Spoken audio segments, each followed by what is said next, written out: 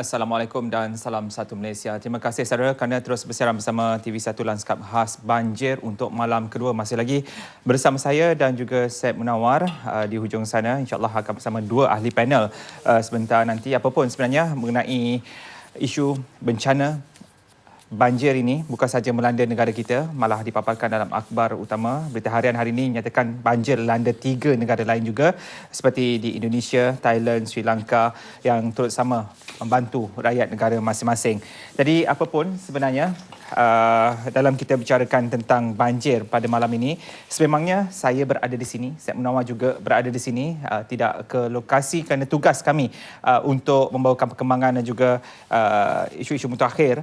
Yang pasti berat mata memandang di sini, apatah lagi bahu yang memikul di kalangan mangsa-mangsa banjir yang kini mencecah 100,000 lebih, dan pastinya doa dan juga sokongan kami kepada mangsa-mangsa banjir, malah kepada petugas-petugas yang membantu mangsa-mangsa banjir terus kami berikan di sini, dan pastinya bantuan kini telah mula banyak disalurkan, malah terdapat banyak juga pusat-pusat yang menjadi koordinasi, menyediakan koordinasi untuk mengumpulkan keperluan-keperluan kepada mangsa-mangsa banjir. Dan dalam pada itu juga pastinya rasa sayu bila mana jenazah ataupun mayat yang kedua telah pun ditemui di Kuala Terengganu, mayat terakhir mangsa kejadian suami isteri, jika semalam Allahyarham mayat Allahyarham Nur Hayati Sulong telah pun dijumpai, dan hari ini mayat suaminya Suhaimi Awang juga telah ditemui. Dan di sebalik cerita ini, inilah yang perlu kita berikan, di mana ke-6 anak Allahyarham, tentang masa depan mereka yang juga perlu diberikan perhatian. Jadi itu antara sepintas lalu cerita-cerita di sebalik mangsa 100,000 mangsa bencana banjir yang kini melanda negara. Dan bagi yang amat berhormat Perdana Menteri hari ini telah pun kembali ke tanah air dan telah pun mengumumkan untuk wang bantuan 500 juta ringgit telah akan disalurkan dan akan diuruskan oleh MKN, dan segalanya akan diuruskan selepas bencana banjir ini reda. Dan mengikut portal bencana sendiri, jumlahnya mangsa pemindahan 97 hingga setakat ini 97,282, dengan negeri Terengganu masih lagi mencatat jumlah mangsa pemindahan tertinggi, diikuti Pahang dan juga Kelantan, dan pusat pemindahan yang aktif 477. Jadi Syed, ini sedikit gambaran awal yang terkini mengenai status mangsa pemindahan sehingga pukul 9.10 malam dari portal bencana MKN. 97,282 jumlah mangsa di pusat pemindahan. Ada berita yang menimbulkan keresahan kita, dan ada juga sebenarnya di sana sini beberapa insiden poket yang sebenarnya meredakan. Ada yang tercari-cari di mana keluarga, masuk hari kedua, ketiga sudah mula menemui, cumanya proses menghubungi itu saja akan mencabar sedikit. Begitu juga kita harus mulakan suami dengan dua lagi kenyataan. Kita mengucapkan terima kasih kepada semua petugas banjir yang bertungkus lumus, dan juga mereka yang menawarkan diri. Kita lihat begitu banyak sekali sumbangan yang sudah mula diberikan oleh pelbagai pihak, sama ada NGO yang telah baku ataupun yang wujud secara mendadak dan ad hoc. Ini gambaran keprihatinan rakyat Malaysia, dan kita mengharapkan semuanya itu dapat dikoordinasikan penyelarasannya, kerana dalam keadaan krisis begini pastinya tidak semua orang mengetahui soal realiti di lapangan. Ada banyak komen yang diberikan di media baru, tetapi pandangan itu mungkin dari sisi pandang di sini. Kita yang tidak terjejas sini, kita elok mendengar cerita tentang bagaimana petugas di sana di lokasi khususnya melihat kegeruhan apa yang berlaku di hadapan mata. Dan untuk tujuan itu boleh saya perkenalkan dua panel kita pada malam ini. Panel yang pertama, kami bawakan Datuk Dr. Lokman Hakim Sulaiman, iaitu Timbalan Ketua Pengarah Kesihatan Awam Kementerian Kesihatan Malaysia. Assalamualaikum Datuk. Assalamualaikum. Kita banyak nak bertanya nanti, khususnya di lokasi-lokasi poket yang hotspot ini, yang tempat begitu geruh kedudukannya. Kami juga bawakan Presiden Aktivis Belia Tanah Air dan juga pengamal media sosial Encik Azri Nizam Ibrahim. Assalamualaikum Encik Azri. Assalamualaikum. Semalam mungkin kita dapat sudut pandang agensi Jabatan Penerangan. Tapi tentunya sebagai media utama, kita ingin meluruskan pandangan rakyat, to realign, kerana banyak sekali maklumat-maklumat dalam keadaan semasa ini kita bertembung antara persepsi media baru dan juga media perdana. Suami, kalau elok kita tanya dari Datuk Doktor terlebih dahulu ya dalam konteks situasi semasa ini. Kita tahu ada kabarnya setengah tempat tu agak menurun kadar air, tetapi kita tahu ini baru pusingan ketiga. Gambarannya data mengatakan akan ada pusingan lagi. Tapi buat masa ini, Datuk, mungkin kita menjurus kepada lokasi-lokasi hangat, hospital-hospital yang ada, Datuk. Okey, saya ingin meletakkan pada perspektif yang jelas di sini. Kita berhadapan dengan satu situasi yang agak luar biasa. Dari segi aspek bencana banjir dan kemudahan kesihatan dan perubatan negara kita. Di mana kali ini kita berhadapan dengan satu senario, kalau dulu hospital dan pusat-pusat kesihatan kita berfungsi menyediakan perkhidmatan kepada mangsa-mangsa banjir, tapi kali ini banyak sekali pusat-pusat kesihatan dan juga hospital yang terjejas dan mereka sendiri menjadi mangsa kepada bencana tersebut. Dan dalam pada itu, kementerian anggota kita dalam pada mereka menghadapi sebagai mangsa banjir masih turut menjalankan tugas-tugas mereka bagi melaksanakan tugas-tugas mereka dalam keadaan yang sedemikian Sangat terbatas. sangat terbatas tersebut. Jadi kita mempunyai beberapa hospital umpamanya yang menghadapi masalah khususnya di Kelantan. Kita umpamanya kita di Hospital Kuala Krai yang terputus hubungan langsung dengan akibat daripada air banjir yang meningkat. Alhamdulillah sebab hospital itu berada di kawasan yang antara tertinggi di Kuala Krai. Jadi kawasan lain dah tenggelam, dia masih Hospital antara yang masih lagi wujud di situ. boleh dihuni. Dan dia oleh kerana itu dia juga jadi tempat pemindahan tak rasmi. Kerana terdapat masyarakat yang berdekatan yang sempat ke hospital dan tinggal di situ sejak berlaku. Kita juga berhadapan masalah dengan di Hospital Tanah Merah dan juga di Hospital Gua Musang. Dan begitu juga Hospital Perempuan Raja Zainab di Kota Baru sebab apabila Kota Baru sendiri terjejas dengan banjir ini, sebahagian daripada hospital juga turut ditenggelami oleh air banjir. Datuk, kalau boleh saya tanyakan, kita tahu bahawa setiap agensi, khususnya agensi kritikal kesihatan misalnya, punya SOP tindak balasnya dan kita juga mengetahui bahawa banjir ini merupakan fenomena yang berulang-ulang. Benar kita tidak boleh menjangkakan, tapi apakah tidak berada di dalam sistem respons dan tindak balas hospital sekurang-kurangnya di hotspot ini, Kuala Krai misalnya, bagaimana implementasi SOP untuk tujuan ini? Ya, kita memang ada standard operating procedure dalam bencana, dalam mengurus bencana di peringkat kebangsaan, di peringkat negeri dan juga di peringkat daerah. Apakah tindakan-tindakan yang patut dia ambil dalam keadaan seperti ini?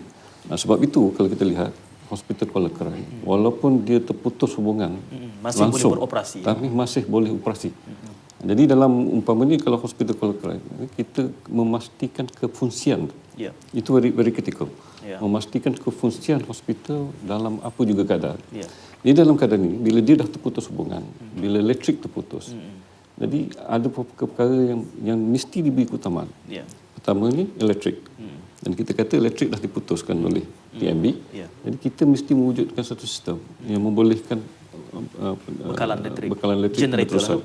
Jadi dalam keadaan ini hospital dilengkapkan dengan sistem genset. Tapi genset ni dia tak boleh beroperasi 24 jam berterusan. Dia ada masa dia kena rehat. Dia akan overheated dan sebagainya. Dan dia juga memerlukan bekalan diesel. Jadi kalau putus hubungan, diesel tak sampai pun dari satu isu masalah. Jadi tumpuan kita memang untuk memastikan bahawa sistem elektrisiti itu berfungsi seoptimum yang boleh. Tapi dalam keadaan tentu secara teknikal ni, sebab genset umpamanya pada peringkat awal tu, dia kena terpaksa juga dihentikan sementara. Dan dalam tempoh 4 jam tu dia terpaksa bergelap umpamanya. Dan anggota kita menggunakan sumber cahaya yang lain dan untuk menjalankan tugas.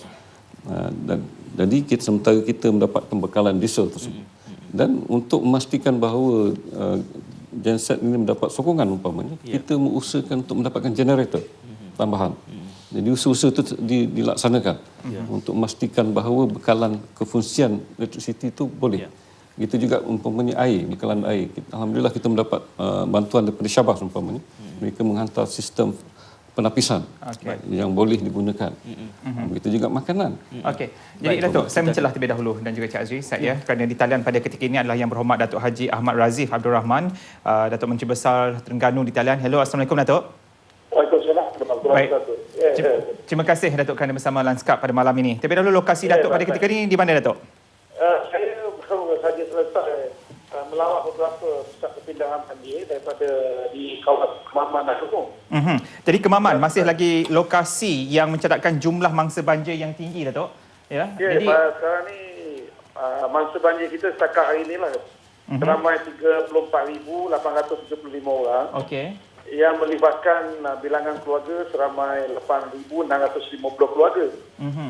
Tapi walau bagaimanapun, daripada pagi tadi ada 96 pusat perpindahan. Sekarang dah tinggal 95. Satu telah ditutup pada petang tadi, iaitu di Padang Kubu Kemaman. Okey. Sekarang cuaca tak ada masalah sebenarnya. Dari segi keadaan di Terengganu ini hujan dah berhenti dah. Keadaan panas dan sebagainya. Tapi air di sungai, paras air sungai makin meningkat lagi. Okey. Jadi untuk dua daerah, Dungun dan juga di Kemaman. Ya, Dungun dan Kemaman. Ya, masih lagi sama. Ya, di daerah Kemaman dia ada pertambahan setakat ini seramai 24,909 orang mangsa yang melibatkan 5,952 keluarga. Dan daerah Dungun juga ada peningkatan lah dan meningkat pada 8,683 mangsa yang melibatkan 2,383 keluarga. Di daerah lain, Kuala Terengganu dan Ulu Terengganu dah berkurangan lah. Okey. Jadi untuk jalan-jalan perhubungan boleh dilalui, accessible? Semua setakat ini jalan-jalan yang jalan utama kita tak ada masalah.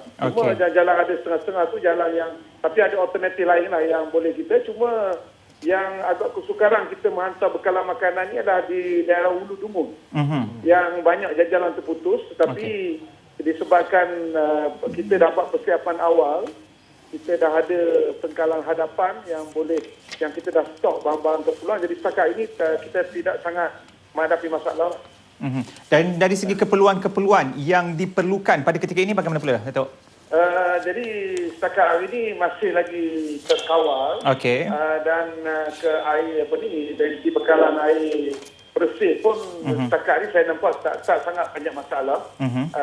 Dan keperluan-keperluan kita dapat kita dapat hantar. Dapat perpindahan ni dengan kerjasama terutama daripada pihak tentera dan juga pihak polis lah.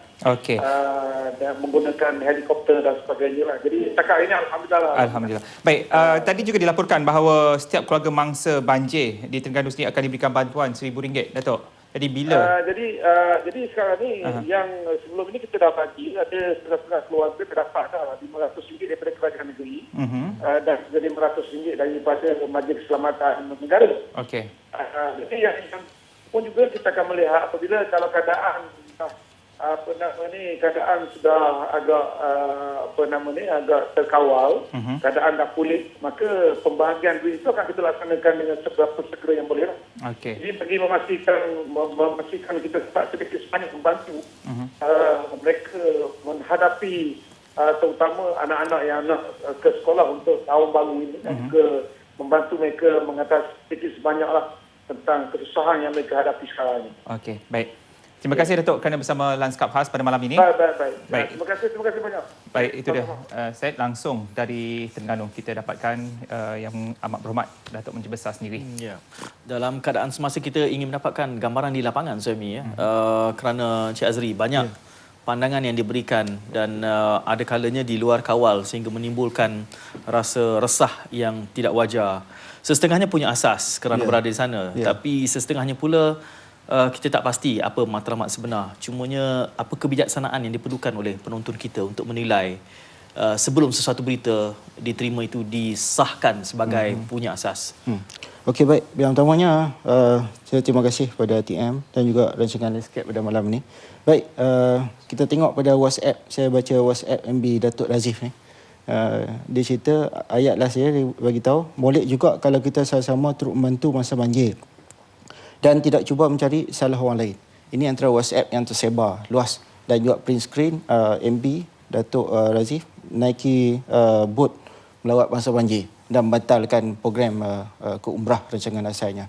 Jadi kita lihat WhatsApp ni yang baik yang disebarkan untuk memberitahu bahawa MB bertugas untuk membantu masa banjir dan sebagainya.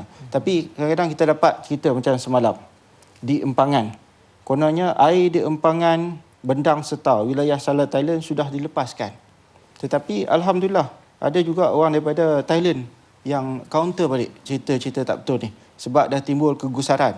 Mereka berada di Kelantan bahawa air ni akan melimpah masuk dan akan menyebabkan paras air di tempat-tempat yang banjir akan lebih tinggi. Voice of Patani dijawab balik. Dia kata makluman pada rakan-rakan dari Kelantan, Malaysia. Cerita tersebut adalah tak benar. Jadi ini satu contoh. Saya lihat bahawa banyak lagi cerita-cerita lain. Misalnya semalam cerita kononnya sekolah di Manik Urai yang airnya sudah sampai ke tingkat 3 runtuh. Jambatan di Sultan Yahya Petra retak kononnya. Dan kemudian ada mayat bergelimpangan 10 orang katanya. Padahal cerita ni semua tak benar. Dan cerita-cerita ni kalau keseluruhannya ianya akan lebih mengusingkan mereka-mereka yang nak buat misi menyelamat ni. Sebab mereka-mereka ni betul-betul lumus. Misalnya doktor, nurse yang sudah berada dalam kegelapan dan kerumitan ditambah pula dengan cerita-cerita yang sebegini. Jadi pada saya rakyat Malaysia kita harus tengok. Pada tadi kita dah tengok portal bencana. Ada statistik yang benar di situ. Cerita pun ada yang disebutkan di situ. Kita lihat rujuk pada sumber yang sebenar. Jangan kita jadi asyik nak jadi forward generation ni. Benda yang dapat semua forward daripada bilik sebelah katanya. Cuma apa kebijaksanaan yang boleh disandarkan? Sebagai contoh, kita berikan contoh macam tadi kata empangan tertentu telah dilepaskan air. Kemudian ada message counter response. Soalnya antara kedua itu apa asas untuk kita mengatakan salah satunya lebih benar daripada yang lain? Apa yang boleh dilakukan dalam keadaan semua orang bila kritikal saya menggambarkan apa sahaja yang ada terpaut di tangan mereka itulah yang menjadi asas untuk mereka bertindak balas. Kita lihat tahun ini kita dah hadapi 3 bencana. Pertama MH370. Banyak cerita, semua orang jadi pakar. Kemudian MH17 dan diakhiri dengan tahun ini cerita banjir. Misalnya yang kritikal sekali di Kelantan. Dan sepatutnya rakyat dah ada asas untuk kes MH37017. Ada asasnya pada media release yang dikeluarkan.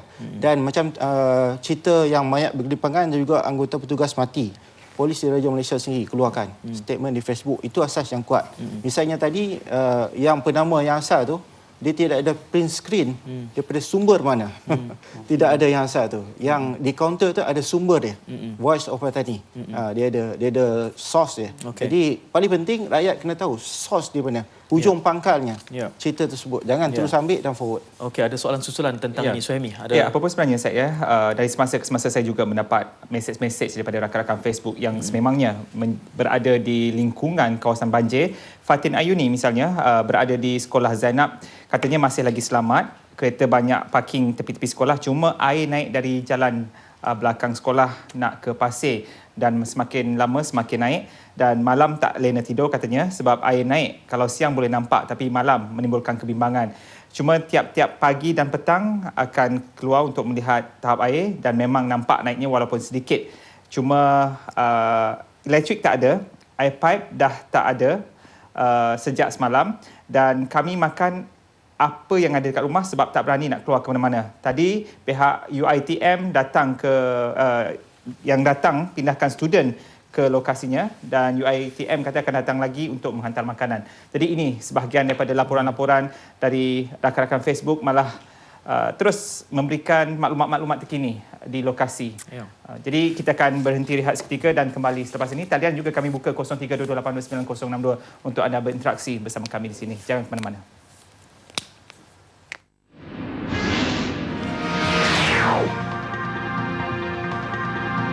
Baik, kembali dalam lanskap khas mengenai banjir dan setakat ini saya telah pun mula menerima komen-komen dan juga pandangan daripada rakan-rakan Facebook. Azri Lolan, ini ada kaitan juga dengan apa yang kita nyatakan semalam, Syed ya. Masih lagi berkait dengan media sosial yang kini banyak memberikan pelbagai taksiran tentang bencana banjir pada kali ini. Antaranya katanya di sini terlalu banyak maklumat tidak sahih berlegar di laman sosial. Ini telah pun dijelaskan. Dan katanya lagi, sistem penyampaian maklumat sangat penting untuk langkah awal, tapi bagaimana ia dapat dipeluaskan di semua kawasan terlibat di masa sebelum bencana, semasa bencana dan selepas bencana. Dan yang akhir sekali, masih lagi tentang media sosial. Terdapat keluarga yang memberi koordinat saudara atau rakan yang terperangkap apabila menyelamat ke kawasan yang masukkan, ia tidak seperti yang dilaporkan. Teknologi sangat penting dalam semua aspek, tapi dalam hal-hal tertentu masih lagi tidak dapat kebenarannya. Cik Azri, macam mana melihat perkara yang dinyatakan, 3 perkara yang dinyatakan ini? Okey, baik. Pada saya, kita kena, yang tadi dia kata media sosial dan sebagainya, yang penting ialah orang itu sendiri yang menerima berita. Misalnya yang menerima adalah WhatsApp group ataupun Telegram ni, dia tak boleh bersetuju dengan komen di bawah selepas berita. Kadang-kadang ada komen di bawah, ya betul tempat saya. Belum tentu itu mengesahkan kejadian. Dan dia kena double check setiap maklumat ataupun triple check. Kita kena selalu menyemak maklumat ni. Sebab ada kalanya benda tu ada betul, tapi ditambah ceritanya. Bayangkan, banjir sudah beberapa hari berlaku, tapi masih ada lagi bateri telefon untuk mengarang cerita yang panjang-panjang, menyayat hati dan sebagainya. Belum tentu cerita itu datang daripada di tempat kejadian, entah-entah daripada tempat lain. Ini yang saya sebutkan bahawa kena semak maklumat. Sebab WhatsApp ni sudah jadi medium, bukan saja untuk bencana ini, tapi medium perbualan harian keluarga sendiri, keluarga, rakan sekerja dan sebagainya. Jadi dalam statistik pun menyebut rakyat Malaysia ni habiskan semua ni untuk tengok WhatsApp sebagai 5 jam satu hari, seorang kurang setiap peratanya. Tapi di samping mereka buat cerita lain, ada juga cerita-cerita yang begini. Lebih-lebih lagi kalau kena pada ahli keluarga mereka sendiri. Jadi paling penting, saya pesan pada semua rakyat Malaysia, kita kena semak.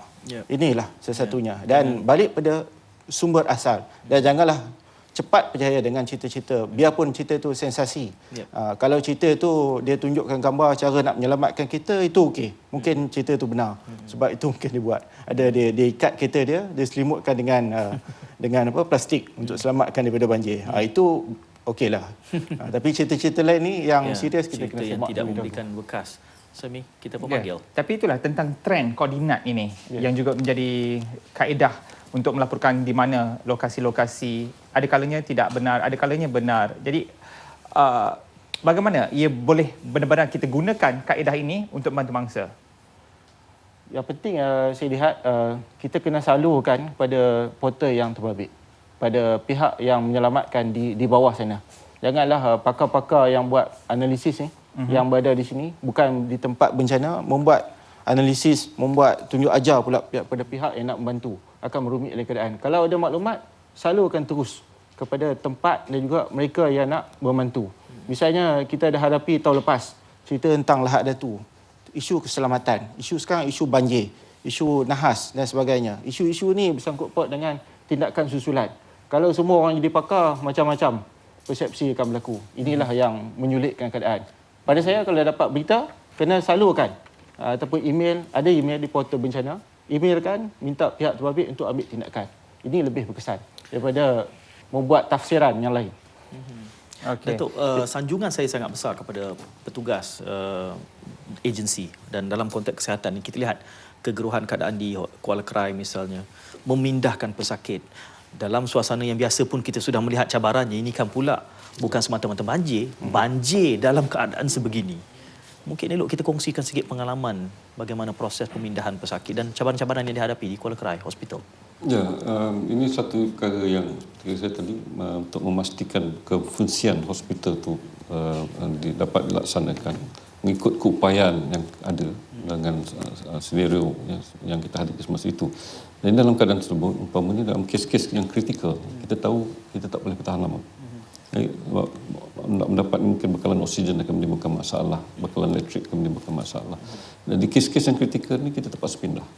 Jadi untuk memindahkan pesakit yang kritikal, umpamanya mereka yang ada mendapat bantuan pernafasan, bukan satu usaha yang semudah mengangkat pesakit, letak dalam perahu, pindahkan. Anggota kesihatan kena ada di situ. Pernafasan itu masih perlu diteruskan melalui pam tangan umpamanya, dan monitor alat-alat monitoring dibawa bersama supaya pesakit itu terus dipantau. Jadi dalam umpamanya di Kuala Krai, kita memang orang kata kenapa mengambil masa lama untuk kita memindah. Satu, kita kesesuaian transporter. Helikopter yang nak dibawa itu bukan sebarang helikopter. Dia mesti mempunyai ruang untuk meletakkan pesakit yang memang terbaik. Dan peralatan Dia tak boleh, pesakit ni memang tak boleh duduk dan sebagainya. Jadi helikopter yang sesuai. Kemudian ada tempat pendaratan di hospital bagi hospital helikopter tersebut. Jadi dalam kes Kuala Krai, di hospital Kuala Krai ini, tempat sekeliling hospital itu memang telah ampuh, telah digenangi air, dan hospital tidak ada tempat untuk mendarat di atas bumbung hospital dan sebagainya. Tidak, strukturnya tidak untuk itu, dan berbahaya untuk helikopter mendarat di situ. Jadi dia terpaksa mendarat di tempat lain. Masalahnya, walaupun helikopter itu dah mendarat di sana, arus air yang kuat pada waktu itu menimbulkan satu cabaran lagi untuk sama ada keselamatan helikopter untuk memindah. Helikopter dah nampak, tapi nak memandahkan pesakit satu cerita yang lain pula. Jadi ini adalah keputusan-keputusan yang anggota kita terpaksa buat di lapangan. Jadi alhamdulillah, walaupun apa juga keadaan, kita telah berjaya memindahkan hampir 213 pesakit dari beberapa hospital, bukan setakat hospital. Itu selama mana? Sehari, 2 hari? Dalam tempoh 2-3 hari ini, kita telah berjaya memindahkan 213 pesakit daripada hospital yang bermasalah. Jadi saya memang kagumlah dengan anggota kita ni, kesungguhan mereka. Dan kita kena bayangkan, mereka ni macam umpama hospital Kuala Krai, 4-5 hari dah bekerja, tak balik rumah, tak mandi, makan lebih kurang. Mereka bekerja. Dan memikirkan ahli keluarga di luar sana. Keluarga mereka pun mangsa juga dalam sebenarnya. Mangsa. Petugas hospital juga adalah mangsa. Jadi kita kena bayangkan senario seperti itu. Ini tekanan yang terpaksa mereka hadapi. Jadi sebab itu kita dalam memastikan konfusian ni, perkara itu pun kita ambil kira. Umpamanya makanan saya katakan tadi. Memang betul lah, Jabatan Kebajikan Masyarakat menghantar makanan untuk orang awam. Tapi pesakit kita di dalam hospital, anggota kita dalam hospital, kita kena ambil perhatian mereka juga perlu makan. Kita perlu makan. Pakaian pun. Bayangkan kita 5-4-5 hari tak tukar pakaian. Itu satu isu sebenarnya. Tapi kalau orang mungkin tak nampak. Tapi keselesaan anggota kita, rimas nak bekerja, itu akan menjejaskan konfusian. Basah selama 4-5 hari. Jadi kita terpaksa menghantar bekal-bekal. Kita gunakan surgical gown lah, pakaian hospital tu. Jadi kita hantar ke hospital untuk supaya at least dia dapat persalinan.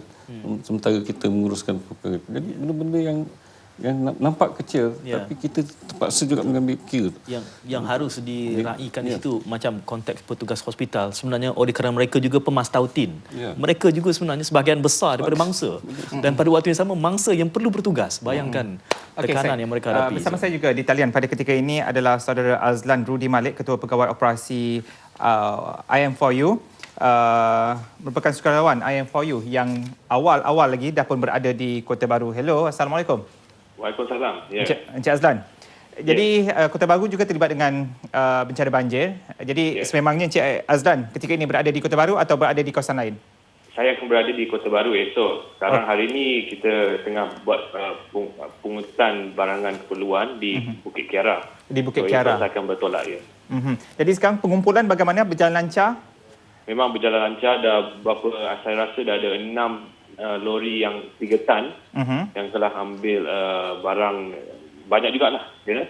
Okay. So kita sudah hantar ke TUDM Subang untuk di-airliftkan kepada tempat kejadian. Dan dari segi keperluan-keperluan barang-barang yang diberikan setakat ini apa agaknya? Okey. Setakat ini keperluannya yang kita telah kumpulkan ialah air mineral, beras, biskut, tuala, baju, lampin bayi, pakaian dalam. Okey. Dan difahamkan juga akan menghadirkan kemah dan juga beg tidur. Ya, kita telah actually hari ini dah sampaikan dah edarkan kepada 5 tempat pemindahan sementara.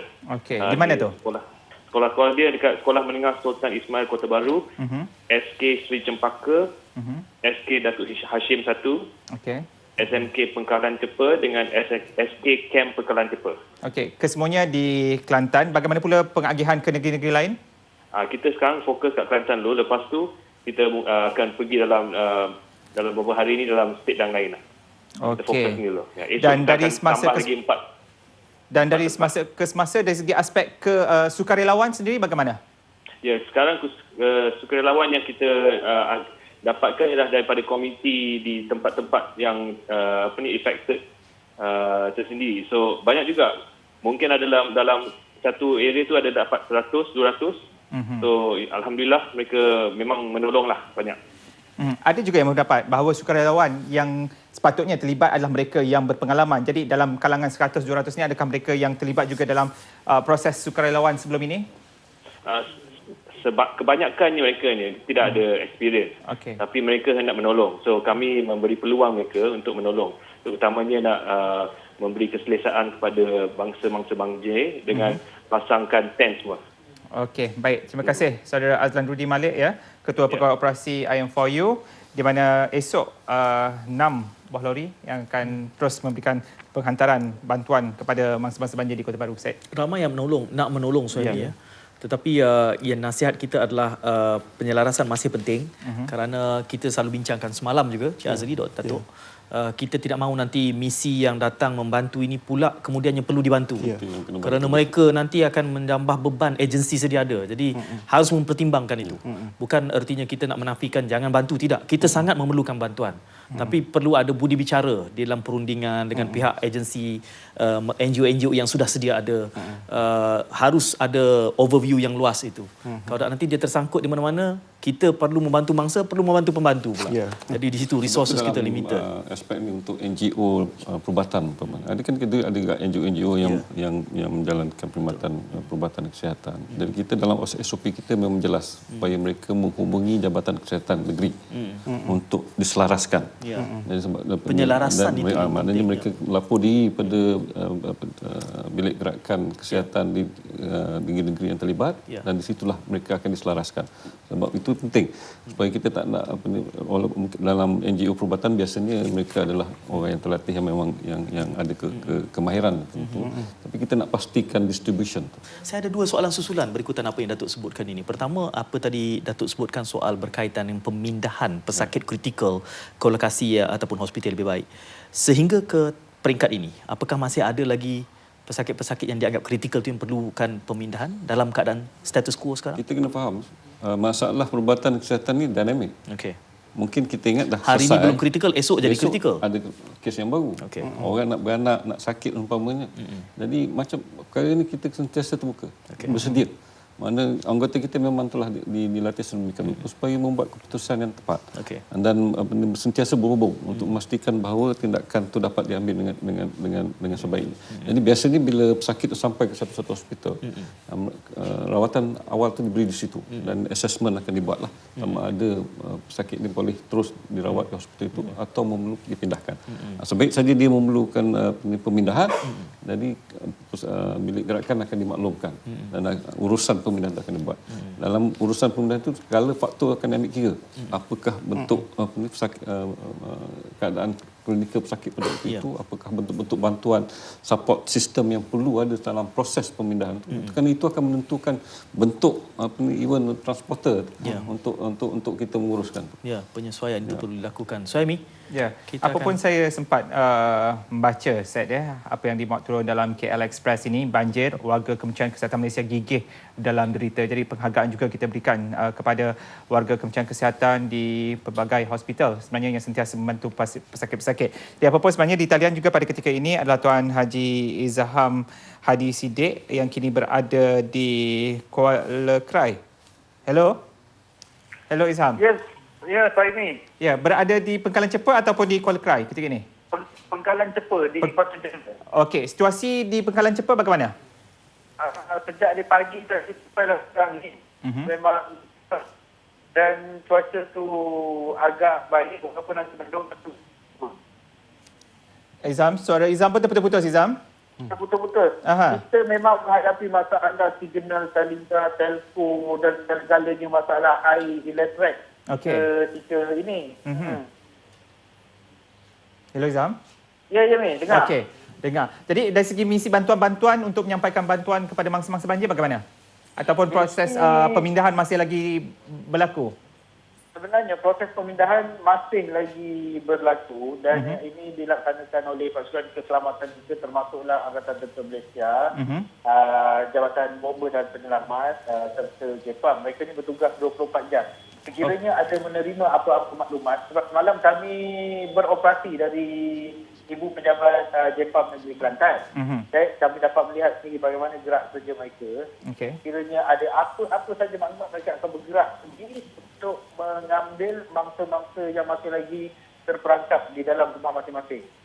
Kebanyakan aduan yang diterima di sekitar waktu SDA, kemudian di Masih masih ada lagi yang menghubungi pasukan keselamatan kita untuk dibawa keluar dari tempat mereka berada di sini. Okey, adakah kebanyakan mangsa juga sebenarnya agak mereka menolak untuk keluar berpindah pada peringkat awal? Okey. Inilah masalahnya. Peringkat awal masa air belum naik, bagi mereka banjir ini biasa. Okey. Dan dianggap biasa seperti tahun-tahun lepas. Tetapi apabila keadaan bertambah kritikal, air naik sehingga paras dada dan mereka terpaksa mencari kawasan yang selamat di dalam rumah masing-masing untuk ada lagi bahan bekalan makanan. Ketika itulah mereka sibuk untuk menelefon ataupun memanggil pasukan keselamatan menyelamatkan mereka. Inilah keadaan yang sebenarnya. Jadi keadaan cuaca di sana ketika ini masih lagi hujan? Tak, dari pagi tadi memang tak hujan. Walaupun cuaca mendung tetapi tak hujan. Cerah, alhamdulillah. Dan air masih lagi meningkat? Air dia bertahan seperti semalam dan juga 2 hari lepas. Air itu bertahan. Sebab ada laluan yang kita lalui dari lapangan terbang tadi hingga tempat kita beroperasi ni. Memang ada 2-3 laluan yang ditakuni air dan boleh dilalui oleh kenderaan pacuan 4 roda saja. Dan operasi di lapangan terbang? Operasi di lapangan terbang seperti biasa. Bagaimanapun, apa yang saya lihat tadi, ramai di kalangan penuntut Universiti Malaysia Kelantan yang menumpang di lapangan terbang itu kerana masing-masing menunggu untuk pulang. Ada yang membeli tiket penerbangan hanya hari Isnin akan berlepas. Dan pada ketika ini UMK telah dinaiki air. Jadi mereka tiada pilihan menumpang tinggal menumpang berteduh di lapangan terbang Penggalan Cepa itu sendiri. Okey, baik. Terima kasih Izham. Ya, terima kasih kembali. Okey, itu dia langsung. Berapa lama nak kena berada di lapangan terbang, Suhaimi? Hari Isnin. Masih lagi terdapat mangsa-mangsa yang enggan berpindah pada peringkat awal, seperti yang dilaporkan. Saya tak boleh lepas pandang apa yang Suhaimi, artikel di belakang Suhaimi memetik soal warga kerja Kementerian Kesihatan itu. Bila kita membaca 180 orang petugas bekerja 5 hari tanpa henti. Datuk 5 hari tanpa henti. Dalam keadaan mereka sebenarnya juga mangsa. Harta benda mereka juga tenggelam. Dan mereka juga ada keluarga-keluarga yang mereka tak tahu di mana. Jadi itu bentuk komitmen petugas-petugas ini, khususnya mereka yang berada di hospital. Tak boleh ke mana. Hospital masih perlu, kefungsian perlu dijaga. Dan mesyuarat tergempar juga diadakan oleh Kementerian Kesihatan petang tadi, Datuk. Datuk ada sama di dalam saya ada sama. apa yang ada kita dapatan mengumumkan beberapa perkara yang kita akan laksanakan oleh Kementerian Kesihatan. Seperti yang saya kata tadi, untuk memastikan kefungsian hospital tu dan fasiliti kesihatan tu seperti berada pada tahap yang optimum untuk dalam walaupun juga keadaan. Jadi kita mengambil tindakan untuk memastikan bahawa keperluan-keperluan tu diambil kira. Jadi dalam keadaan ini, isu logistik tu adalah satu isu yang besar. Maknanya Kementerian Kesihatan sendiri tak ada aset untuk memindahkan pesakit, untuk membawa keperluan ke hospital.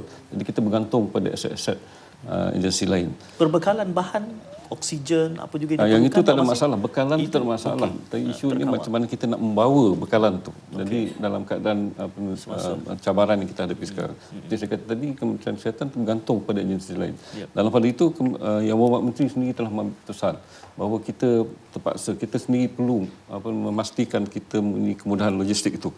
Jadi sehingga kita mungkin kita akan keputusan yang perlu diambil oleh pengarah hospital. Bila kita menyewa, umpamanya kalau kita perlu, kita sewa helikopter sendiri untuk memastikan proses logistik dapat dikendalikan.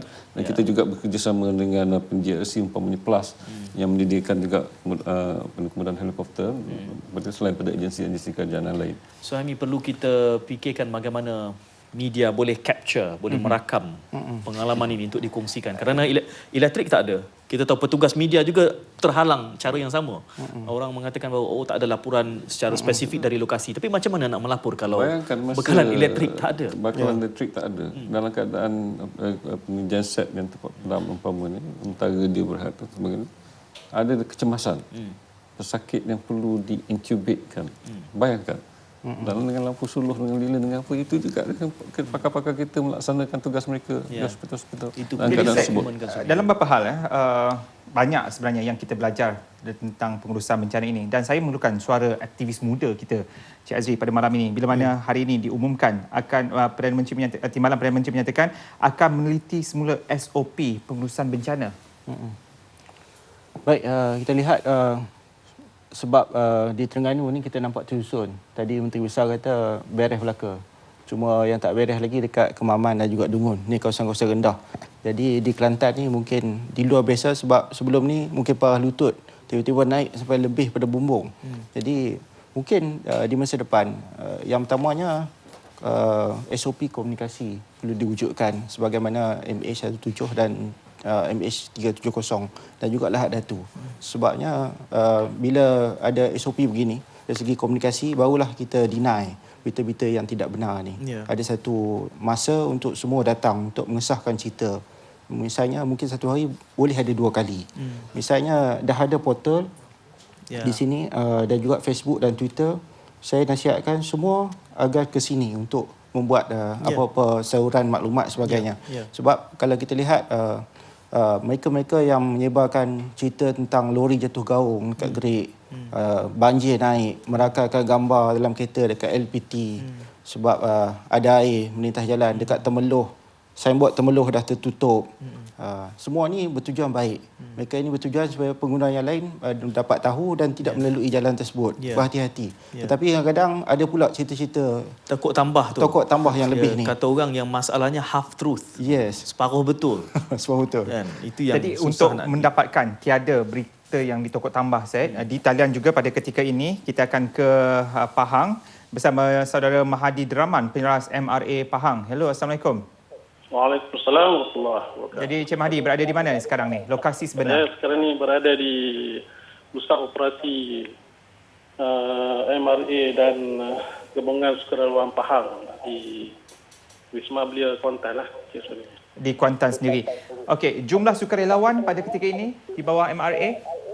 Okey, di MRA sekarang ni kita ada lebih kurang dalam 150 orang lah yang terdiri daripada pelajar-pelajar IPT sekitar Kuantan, iaitu UIA Kuantan dan TIPSAS dan termasuk juga Universiti Malaysia Pahang lah, bersama-sama dengan gabungan sukarelawan Pahang. Okey. Dan berdasarkanlah pemerhatian dan juga kerja-kerja sukarelawan yang dilaksanakan sekarang ni, cabaran yang dihadapi oleh pasukan sukarelawan. Okey, Jazmi ya. Berkenaan dengan cabaran kita di lapangan, terutama sekali kita lihat adalah kita masih lagi tidak mencukupi sukarelawan kerana lapangan yang terlibat dengan banjir ini adalah cukup besar sekali. Maka kita sangat memerlukan ramai sukarelawan. Seperti mana banjir tahun 2013 yang lalu, cukup lebih kurang dalam 2,000 ke 3,000 sukarelawan turun ke Kuantan pada waktu itu. Tapi tahun ini kita agak kekurangan berbanding dengan tahun lepas. So saya menyuruh kepada masyarakat belia-belia supaya boleh bersama dengan sukarelawan kita di Pahang ni untuk membantu gerak kerja, membantu masa-masa banjir. Okey. Boleh kalau Cik Mahdi, boleh saya mencelah sedikit? Cik Mahdi boleh mendengar saya? Boleh. Cik Mahdi, saya Munawar di sini. Apa khabar? Ya, baik, Ini alhamdulillah. sahabat lama saya ni. Saya. Saya cuma ingin mendapatkan sedikit penjelasan. Tadi digambarkan ada 150 sukarelawan dan tahun lalu dalam keadaan banjir tidak seteruk ini ada 2,000. Soalan saya, adakah 150 itu merujuk kepada hanya lokasi di mana headquarters ataupun pusat pentadbiran MRA di Kuantan ataupun meliputi keseluruhan? Kerana saya cuba merasionalkan kenapa jumlah yang begitu ketara dari 2,000 tahun lalu kepada 150, ataukah kerana disebabkan oleh halangan logistik maka orang yang nak menyumbang tenaga ni tak boleh pergi? Apa ulasan Cik Mahdi? Okey, saya melihat kepada situasi sekarang ni, rata-rata pelajar kita sekarang ni sedang menduduki peperiksaan di IPT. Jadi mereka lebih utamakan peperiksaan lah.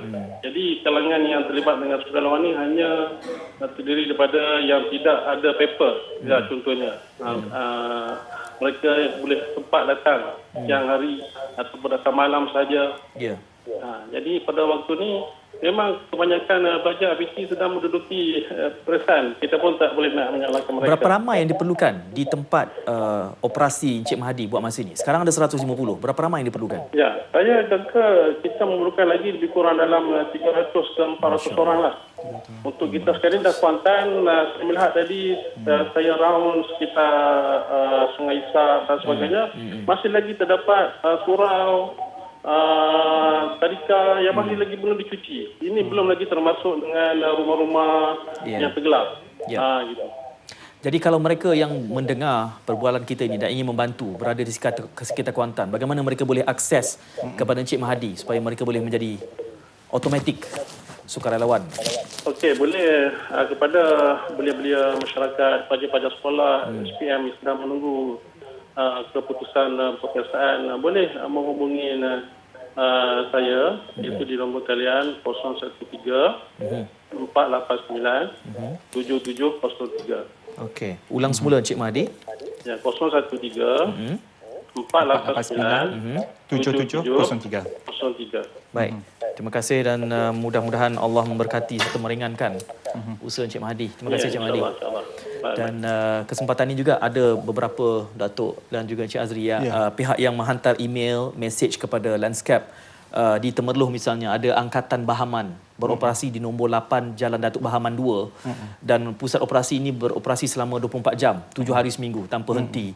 Dan mereka juga memerlukan sumbangan bantuan wang ringgit, makanan serta sukarelawan. Jadi kita elok war-warkan dan menganjurkan kepada semua penonton rakyat Malaysia, baik NGO yang berada di lapangan yang memerlukan platform untuk mewar-warkan. Jadi kita menawarkan Landscape Suami Jalan Datuk Bahaman 2, Angkatan Bahaman. Selain daripada taruhan yang kita letakkan kepada sukarelawan untuk membantu mangsa-mangsa banjir, masih lagi Asna Amal ini di Facebook Landscape mengharapkan MKN terus menjadi penggerak saya sebagai ketua perlu aktif dan pantas mengatur strategi dalam menguruskan bencana, kerana katanya perlu ada komunikasi bagi MKN antara dengan pihak yang lain termasuk NGO yang sememangnya bergerak sendiri pada ketika ini untuk menyalurkan bantuan.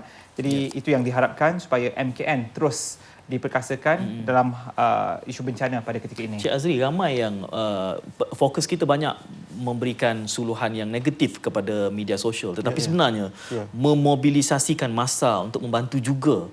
Media sosial punya peranan yang sangat efektif. Ya, memang. Dari segi kita lihat misalnya semalam ada operasi agihan bantuan di Putrajaya. Kita dapat mesej-mesej ni dan ramai datang. Betul. Kemudian kita terdapat banyak sekali poster-poster yang dibuat oleh sukarelawan ni yang minta bantuan dan sebagainya. Ini memang tersebar. Ini saya ingat satu langkah yang baik. Jadi satu lagi pemimpin-pemimpin yang datang untuk membantu masa-masa banjir. Ada mereka-mereka yang mengambil gambar sukarela. Apa yang telah dibuat oleh pemimpin tidak disuruh pun. Tetapi janganlah kita troll pemimpin-pemimpin ni. Macam mana orang muda sekarang ni. Saya post di Facebook. Ini bukan masanya untuk kita memperakukan bahawa sekian-sekian sipolan, sekian-sekian parti melakukan lebih daripada lain. Kerana pada hemat saya, mangsa pada masa ini buta politik. Kita harus bertindak balas atas sentimen kemanusiaan. Dan akhirnya nanti besok, bila dah surut air juga, kita perlu turun tanpa melihat warna politiknya, bagi kita menghulurkan bantuan atas nama kemanusiaan. Saya petik juga apa yang dimuat naik oleh Syed Munawar. Bagi mereka yang tidak terjejas banjir, inilah masa mereka untuk menghulurkan bantuan. Jadi sama-sama, kerana terdapat banyak tempat sebenarnya yang disediakan untuk menyalurkan bantuan kepada lebih 90,000 setiap 8 malam tadi jumlah mangsa yang berada di pusat-pusat pemindahan. Jadi Syed, untuk malam ni kita akan melabuhkan tirai di sini. Ya, jangan lupa besok lagi pukul 9 malam dan kita mengalu-alukan kepada semua penonton untuk memanfaatkan ruang ini bagi kita bertindak balas, memberikan respon dan mendapatkan liputan dari lapangan. Saya ucapkan terima kasih kepada Dr. dan juga Saudara Azri. Esok insya-Allah pukul 9 malam, kudara lagi bersama SMSM Lanskap Khas Banjir. Assalamualaikum. Assalamualaikum.